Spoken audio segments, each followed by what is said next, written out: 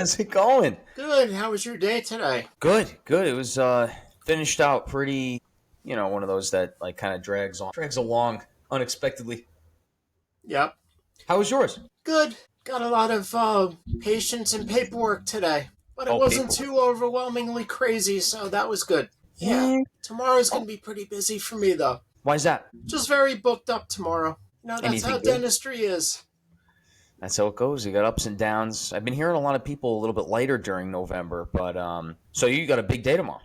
Yes, tomorrow's my late night, and schedule is full. That's always exciting.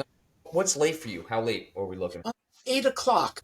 Oh, wow, that is quite late. That's when I leave. When you leave, okay. When do you stop seeing patients? It depends upon the procedure, but probably no later than 7:30 would be the last patient. 7:30. Okay, 7:30, and yeah, finish it up the office, the notes and stuff. I used to do 2 nights till 12 to 9 when I first started out, but that got old really fast. 12 to 9. What's tomorrow? 11 to 7 or 11 to 8. it okay. Okay, yeah. When you were you seeing patients until 9 when you were doing 12 to 9 or Yeah, sure. oh Try man. to accommodate the people that work in the city or, can't get here during the day. Yeah, yeah. What are your normal hours other days? What other days are you working in the week? I work 9 to 6 most other days except Saturday 8 to 12. But Okay. a couple of years ago, I started taking Saturdays off in from May to August and kind of thinking about making that a permanent thing. Gotcha. Gotcha. Wow. I might So, add back some later hours during the week, but we'll see how it mm, goes. yeah, so just a quick formal introduction. Obviously, Charles Handelman, Dr. Charles Handelman Hmm. in Deer Park now, Yes. general dentistry, but you're doing a lot. You're doing a lot of other things as well. Yeah, I try to, I like the variety of general dentistry. That's one of the reasons I chose not to specialize. So you've been changing your hours a long way. Right now I'm actually curious. What days did you start when you first started out? And then what were those hours like? You said way back when you were 12 to 9? I Was that still in the work beginning? pretty similar hours, but like I said, during the week we would have 2 late nights till 9 o'clock. Two. Yeah, Man. but Oh that man. gets to be a lot after a while. You start to lose steam after a certain hour, Right, even right, when right. you're a younger dentist. I think. For sure. Yeah, I mean it certainly does. Did you always work Saturdays? Yes, always work Saturdays. Yeah, but I've been doing this now for 30 years, so I have a following, and hopefully they'll be willing to see me during the week. Yeah, yeah, yeah. Do you think you'll always do Saturdays, or is that just Always did Saturdays. For the first 10 years of practice, I worked with my father-in-law, and at that time he was in his 50s and he wanted to stop working Saturdays, so I was the new kid on the block and I took over. so you got stuck with the Saturdays? Yeah, I think that's the normal evolution of things. When there's Yeah, an older dentist and a younger dentist, don't you think? I think so. I think so generally. Yep. Yeah. So I guess if that was your father-in-law, you met your wife before or during dental school, or We met in college, actually. And where'd you go to college? I sort of took an unusual career path into dentistry, Tell me this. sort of a non-traditional path. I was pre-law throughout college and graduated, worked as a paralegal for a year, and then started Wow. law school and rapidly decided after my work experience and law school experience that although I liked it from an academic standpoint, it was not for me. And at that time, the law school that I was going to was in Florida. So when I decided to bail on that career path, I was engaged at that time, but Mm, I didn't want to really get married until I had a definite, I knew that my career was going to be cemented. So at the time, trying to think what to do with my life. So my mother-in-law, she decided to suggest, dentistry. And the more I thought about it, it seemed like maybe it might be a good fit because I always like working with my hands. I was into woodworking and grew up in an environment where I was exposed to science. My dad was a chemist who went to law school and became a patent attorney. So I always had some exposure to science, but I never really took any of those classes in college. yeah. So I called some admissions boards of dental schools and found out what I would have to do to get admitted. And I had to go back to college actually for a year. And I loaded myself up with all the prerequisites with the intention of seeing if I liked handling that type of material and whether I could excel at it. And I did very well and then applied and got in, and I loved my dental school experience. I went to Boston University. Very nice. Did you grow up in Florida really quick? Because you said you were an undergrad initially in Florida, No, I or was it grew up long? in Rockland County, New York. Oh, a little bit upstate, a little Yeah, Westchester area. just northwest of the city. Yeah, not too far at all. So Yeah. you went down, and then you went to Florida, and then you came back up to Boston for dental school. Where did you said you met your wife, and she was in undergrad in Florida? No, we went to Ithaca College in upstate central New York. Oh, Ithaca. Yeah, I used to play Ithaca in basketball in Yeah. undergrad. Yeah. Yeah, it was a good school for sports, Division 3. Mm-hmm. Yeah, That's it was right. good. So I presumably your now father-in-law you had met way back when during undergrad, right? And then they kind of filtered you towards it. Is that why you made the switch? Because you were initially sounded like kind of tracing the direction of your dad a little bit, being a patent attorney, Yeah, and then like I said, I decided law was not for me. I didn't really feel like I had the right temperament um for that type of work. So, I started on the dental school path, and I really liked it. I had a great experience in dental school. It was challenging, as I'm sure it is for most people, yeah, but I liked it. And then I came out, and at the time, doing a residency was an optional thing in New York State, but I did one anyway because I wanted to get some exposure to hospital-based dentistry and yeah, managing more medically complex patients. So right, did right, that right. for a year at the Northport VA, and we took call every few nights at the ER at Stony Brook, which is level 1. Mm-hmm. So a lot of interesting things there. I'm sure the level one trauma centers are just everything's got to go there, all the big things. So you're Yeah, going to see some wild things for a lot of sure. motor vehicle accidents, drunk driving. Yep, getting Definitely helicoptered a new perspective on wearing your seatbelt. for sure. Yeah, and the Northport VA that was 1 year, right? Yes. Yeah, all of that was 1 year. Yeah, Yeah. I passed the Northport VA on my drive to my aunt and uncle's house in Centerport, and such a great experience to get a residency at the VA. Was it the same from your experience back then? Because when I was working in the VA in the city for a couple months at a time during my rotations, it was great because if a patient needed a treatment and they're a full service connected veteran, they would have full coverage for that. And now you get the experience you need because most times we find in dentistry is that the finances kind of shift us through towards what treatments the patient end up getting, which ends up being the more affordable options. But at the VA, sometimes the better option is not the most affordable option, or they can get that. Was that the same for you? Yes. However, I'll point out that, to be 100% service connected for dental, the requirements for that were pretty stringent. You had Mm, to be a prisoner of war, a combat wounded veteran, or somebody with severe PTSD. yes. Everyone had that.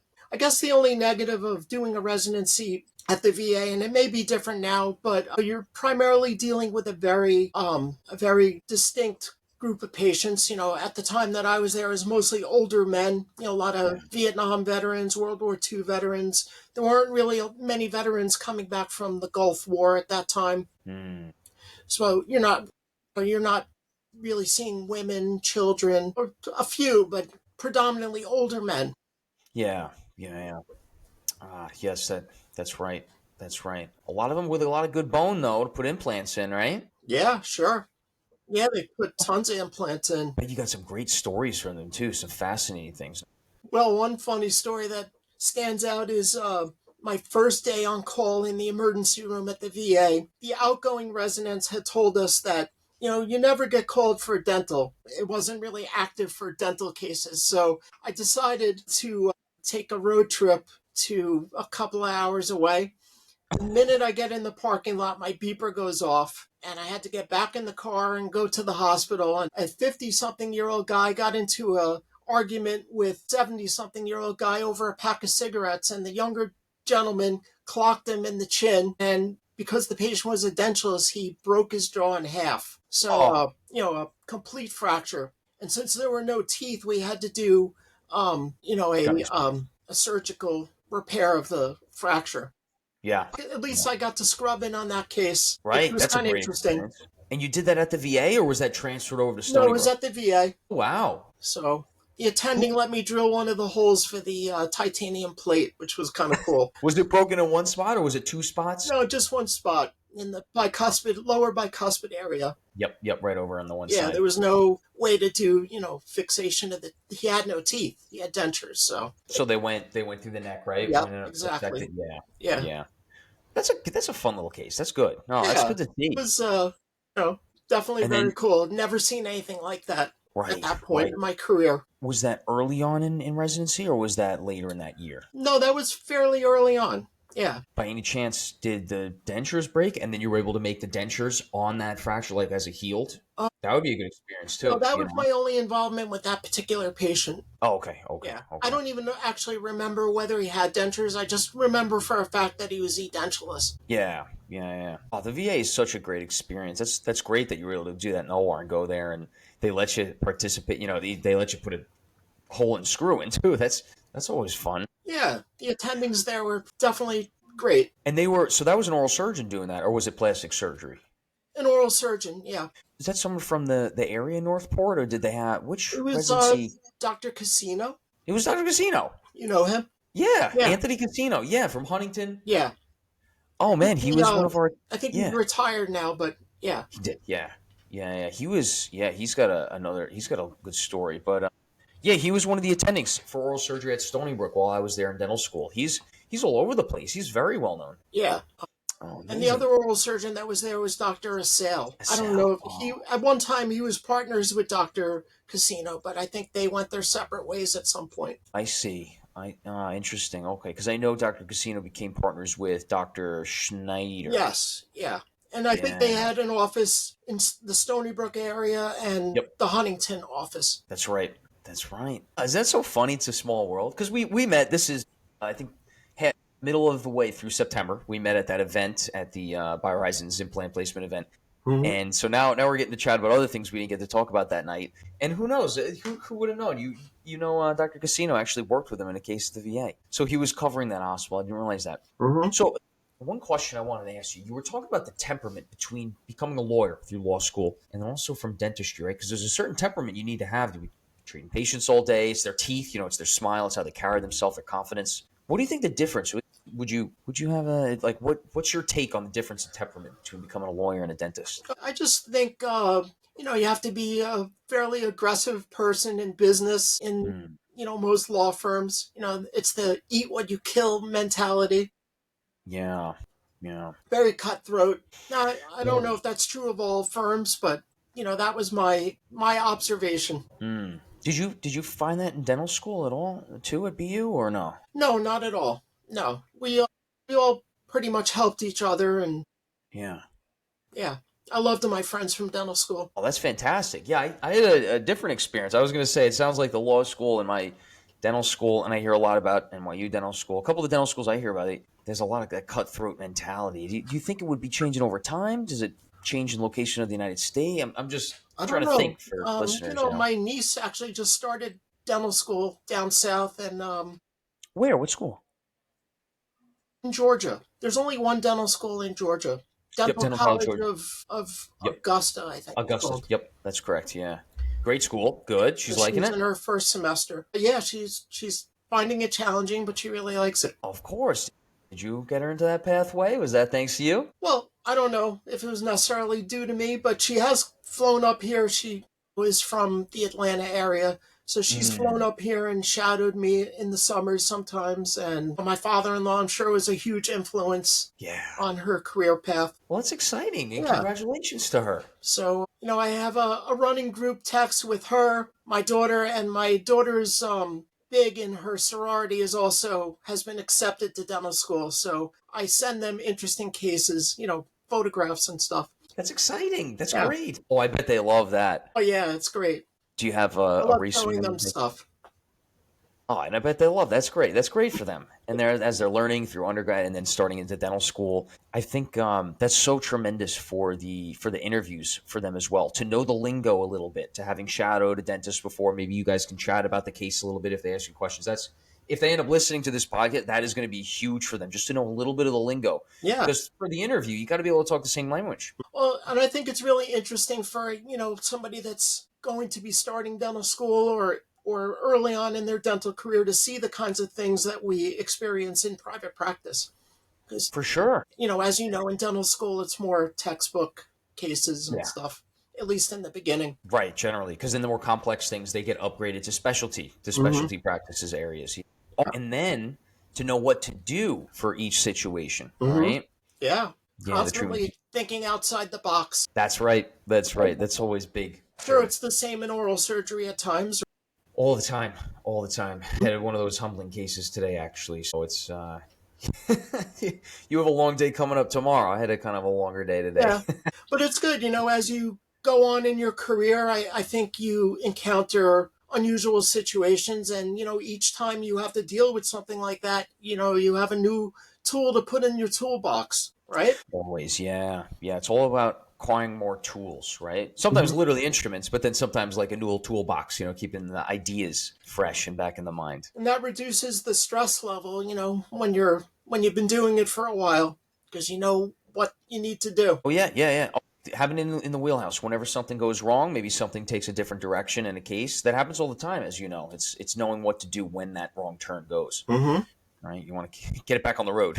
Yeah, definitely. So tell me, what about your wife? Is she in dentistry at all, or is that? No, no, I think it's better to, keep your wife separate from the office. I agree. My fiance's in marketing, so I don't Mm. know if that. Well, I'm sure, maybe at some point she'll help you market yourself. But, Yeah, that is true. That would be there's always helpful. a need for that in, dentistry if you're running a business. Did you find that it was helpful going through dental school and then residency when you had to go, you were on call? Being that your wife, her father was a dentist, right? Hmm.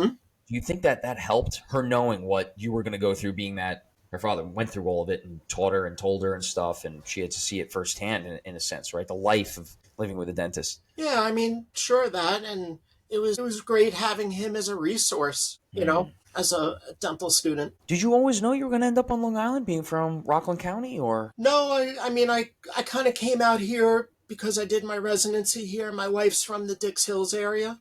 So, the plan was for me to come into the practice and, get up to speed and eventually Yeah, take over, which is what happened. that's a great route. That's an excellent pathway. Yeah, we worked for 10 years together. And then, when he was ready to retire, I purchased the practice. And, that was a number of years ago already. Can't believe how fast time goes. What advice would you? So I'm just starting out, right? So what advice would you say to any dentist just starting out these first couple years, looking back in hindsight? Well, certainly learning the business of dentistry is important because you don't really get a lot of exposure to that in dental school.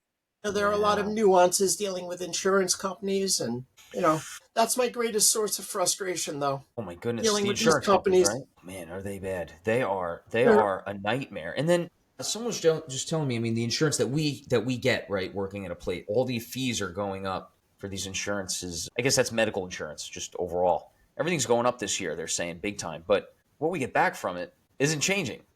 you mean the fees for medical insurance? Someone was just telling me, one of the partners in the associates in the practice, he was saying that the medical insurance we get as associates, he's saying that the fees are going up, so they're switching whatever we get back from that, the You mean the actual care. co-payments and stuff? I think he was saying just the overall plans. I don't know. I haven't looked into it. I mean, health insurance, that's a whole nother beast. Whole But nother ballgame. it's never going down your costs, your Yeah. co-payments and deductibles. And so why I'm going that direction, not to open that can of worms, but to stay in our lane here is, the reimbursement has been going down for a lot of these insurances that you've seen, right? Yeah, I've actually in the last few years hired a company to help with negotiating fee schedules. I've had some limited success with that. But some success nonetheless. Yeah, definitely some success, sure.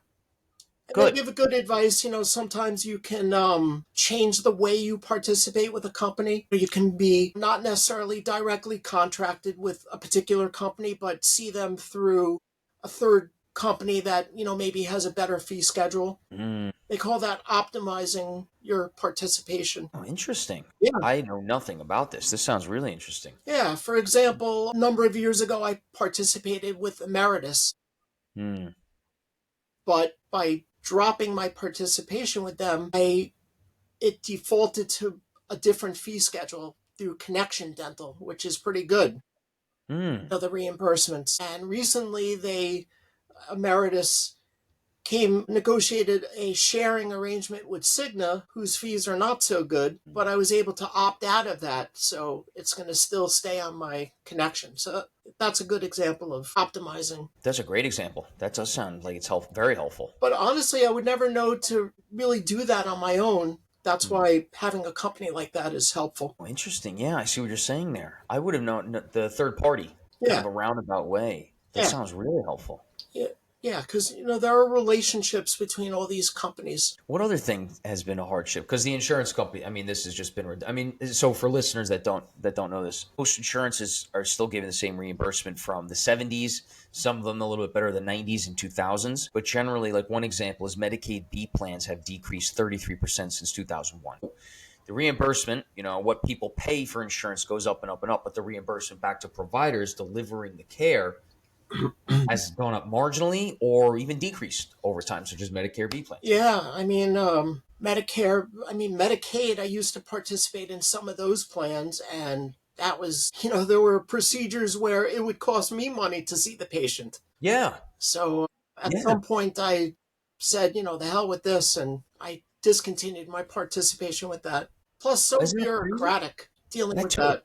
It changed the codes on you. Like, no, this is going to be, that's not a full bony impact. What do you mean? It is. Yeah, we're not allowed to upcode, but they're allowed to downcode Yes. So it's and bundle completely swayed. procedures. Yeah. All the leverage is in their hands, which is super frustrating. Yeah. Like you said.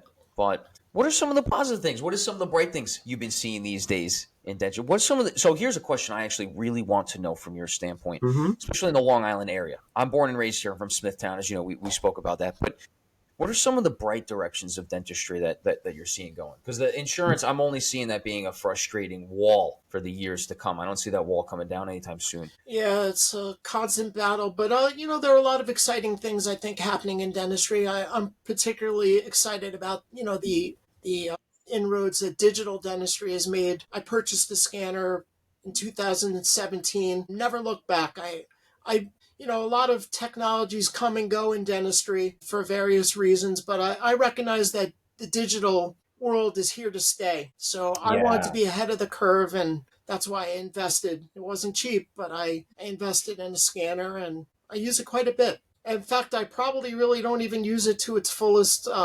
capabilities. Now as printing is getting better, it's something I'm considering.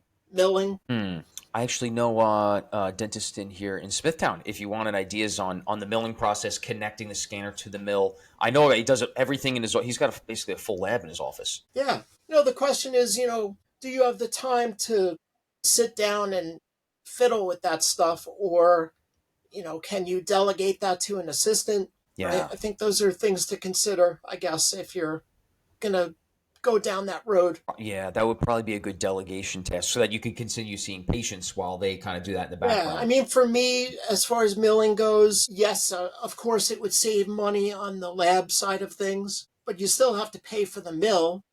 Mm-hmm. And then, do I have time to really sit down and design and wait for crowns to mill? I don't know. Sometimes, the labs can produce it quicker and more predictably. Oh, yeah. No, that's a good point. If there was a way to do it in the office where it's just automatically faster, maybe same day, or I could see that being a big benefit. If it's all an if. But I think it's getting there. There's a lot of AI now that helps you design stuff. So might be something to consider. Have you tried it all? No, I've never done milling. I strictly scan and send my cases to the lab. Yeah. And so you got your scanner in 2017. I think the dental school at Stony Brook got it in like 2019. I could be off. Could have been 18, 19. So you were very early on it, at least compared to Stony Brook Dental School. Yeah. And then you just hit the road running. Yeah. I'm considering maybe getting another one at some point, trading up. Getting a little. Oh, so you have the same model for the last 7-8 years. Yeah, I have a Trios scanner, 3-shape. Yeah. But they have a new scanner out that they claim has 110% greater resolution than the earlier generation ones, which sounds kind of interesting. It's pretty good. That's the hard to question argue is, with. can mills and printers utilize that increased resolution? I don't know. That's something I have to look into. Yeah, that would be a lot more data. Because there's a limitation to, the resolution on the printers and. Yeah. Yeah. The Have you mill found can that? only mill to certain tolerances. So, I don't really know if that makes it, a more accurate restoration. Something I'd like to learn more about. Yeah, if it does, it would totally be worth it. And what if they have like a package deal where you could get the mill itself in the office? That would be pretty interesting if they could do that, and then Yeah. they could show you how to hook it up. Maybe use the AI, and then you could try and do the same. If you could do the same day, the milling and the crowns, and then putting it in. Well, we'll see how Although, it goes. from a business standpoint, though, sometimes patients like the ability to be able to pay off their crown in a couple of visits rather than all up front, Yeah. which, Do you if have? you're doing Yeah. same day crowns, so the patient really should pay the whole thing that day. I I don't see know if what you that's mean. an issue, but I would tend to think that might be an issue for some people. I see what you mean. Yeah, yeah. Because then the coming back is like, hey, by the way, there's like that $250. I know exactly what you mean. You know what I mean? Yeah. If a crown is just arbitrarily $1,000, sometimes it's easier for somebody to pay 500 and 500, rather Mhm. than everything up front. Yeah, and if they don't have the crown, then they have a reason to come back. That's a Yeah. good point. I mean, I don't know. I like to try to get paid, by the time the work is done. Yeah, yeah, and that's appropriate, right? That's fair. So, Yeah, unless the patient, does patient financing, right, the or if a financing. portion's coming from the insurance, of course I'll wait for that. So, something I wanted to ask you is what's been some of your favorite procedures that you're doing these days? Oh, I really like implant dentistry. I find that very rewarding. Mm, I'm happy doing the bread and butter stuff too. yeah. I saw one of your patients. This is a couple going back a couple weeks, and I'm not gonna obviously I'm gonna keep the information out and whatnot. But yeah, it was an infection. I think it was like right maxilla or something, just to be general. Yeah, yeah. He was saying, and then I think you had referred him to another, like I think it was a periodontist in the area or something to get implants. Mm-hmm.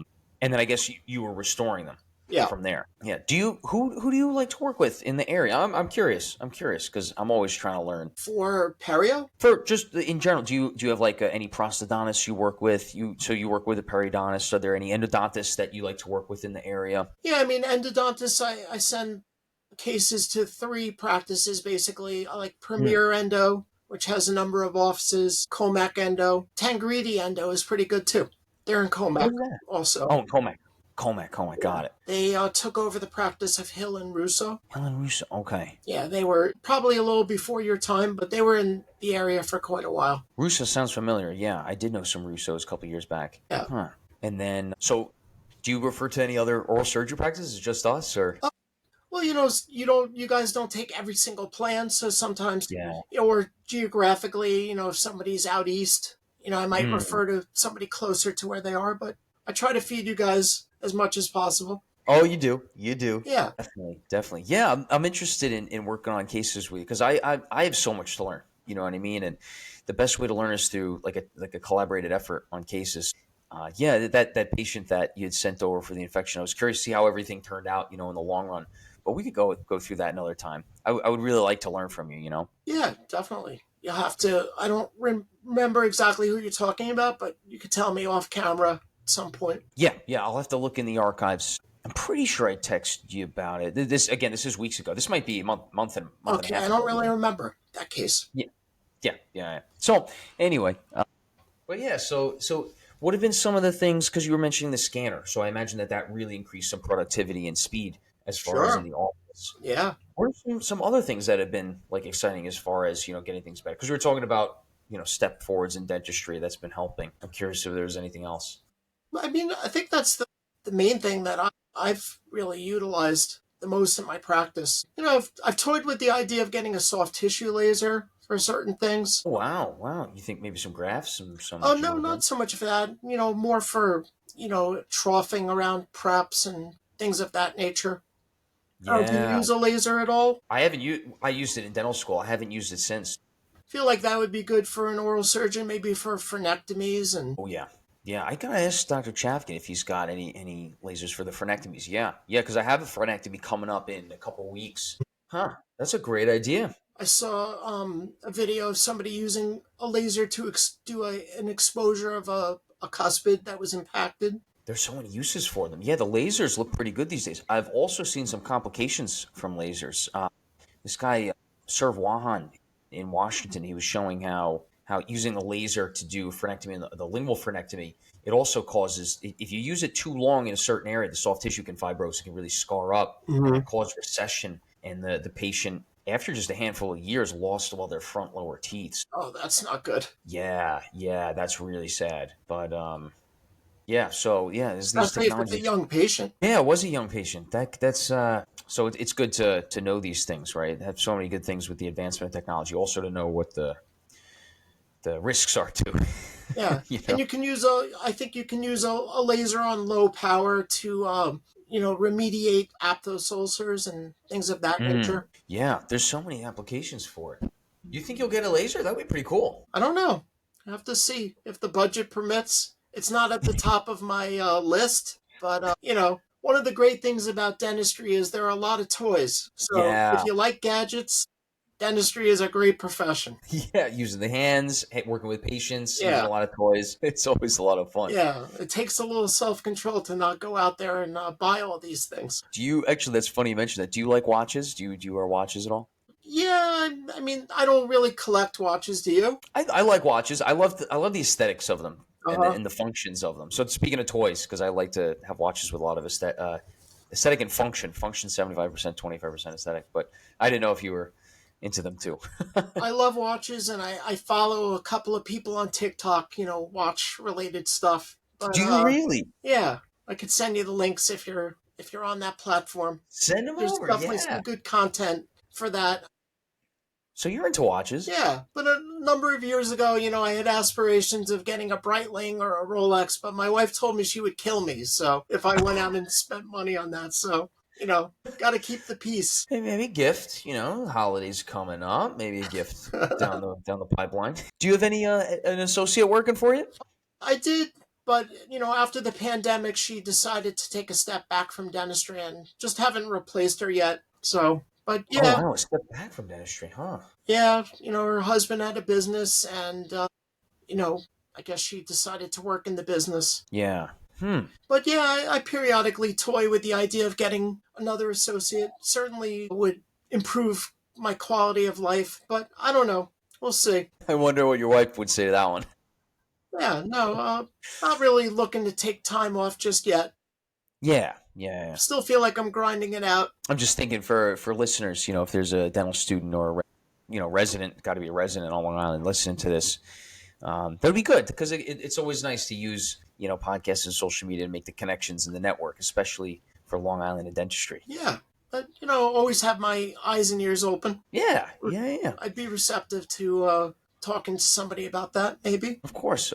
So Yeah, hey, Dr. Handelman, thanks so much for coming on today. It was great to have another chat. I haven't seen you in a couple months. yeah, definitely. And Yeah, thanks for doing this. yeah, hit me up and we'll talk about that other case. Yeah. We'll have to chat about that. I'll have to find it in archives and send you a text. But yeah, I want to say thanks again. I know it could be awkward, a little bit different, coming on the podcast and just chatting. But this is going to be on the Long Island Dentist podcast that Great. we're getting going. So Yeah, thanks again for that. yeah, good to see you. You too. If you can do me a favor, just wait like 10 seconds. I'm going to hit end here, and you'll see a bar. It's going to show until it hits 100% uploaded. Otherwise, I'll have to send you texts and emails about Yeah, it. no problem. Sounds good. All right, I'll All talk right. to you soon. Yep. All right. Good night. All right, good Good night. night.